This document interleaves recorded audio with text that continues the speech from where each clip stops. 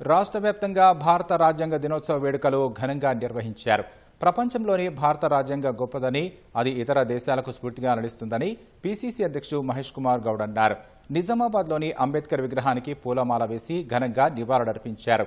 మెదక్ కలెక్టరేట్లో కలెక్టర్ రాహుల్ రాజ్ రాజ్యాంగ దినోత్సవం ప్రాధాన్యతను వివరించి అధికారులు, సిబ్బందితో భారత రాజ్యాంగ పీఠికను ప్రతిజ్ఞ చేయించారు.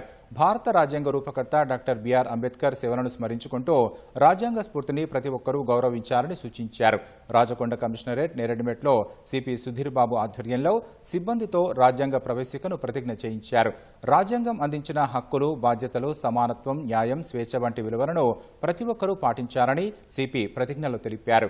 యాదాద్రి భువనగిరి జిల్లాలో అంబేద్కర్ విగ్రహానికి పూలమాల వేసి ప్రజా సంఘాల నాయకులు, రాజ్యాంగ పరిరక్షణ వేదిక సభ్యులు నివాళులర్పించారు.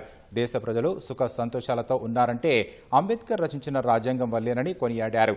హైదరాబాద్ ట్యాంక్ బండ్పై ఉన్న అంబేద్కర్ విగ్రహానికి పూలమాల వేసి మహానాడు నాయకులు నివాళులర్పించారు.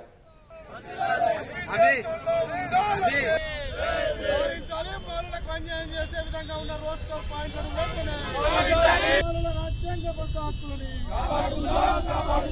కాపాడుకుందాం.